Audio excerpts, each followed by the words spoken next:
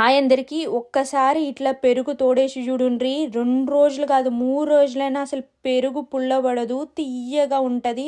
మనం తోడుకున్నప్పుడు ఫ్రెష్‌గా ఎంత మంచి వాసనొస్తది చూడు తియ్యటిబట. అదే వాసన 2 రోజులు, 3 రోజులైనా ఉంటది.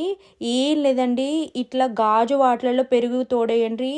మనం పిల్లలకు టిఫిన్ బాక్స్ పెట్టింది సాయంత్రం వరకే మస్తు వాసనొస్తది. అట్లా ఏమైందంటే ఒకరోజు మా ఆయనకు గ్లాస్ టిఫిన్ బాక్స్‌లో పెట్టినా.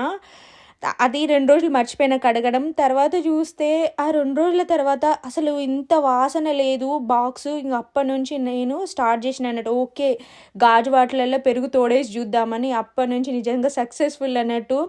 2 రోజులైనా, 3 రోజులైనా పెరుగు తియ్యగుంటది. మా ఆయన ఇంగ ఇప్పుడు అడుగుతున్నాడు, "ఏం చేస్తానవే? ఏంటి 2 రోజులు, 3 రోజులైనా ఇంకా పెరుగు అట్లనే తియ్యగుంటాందని." ఇట్లా పెరుగు తోడుకోంగానే ఫ్రిడ్జ్‌లో పెట్టేయాలి. ఇంగా మంచిగా అసలు ఎంత కమ్మగుంటదో అసలు ఇగ పుల్లగా కానే కాదు.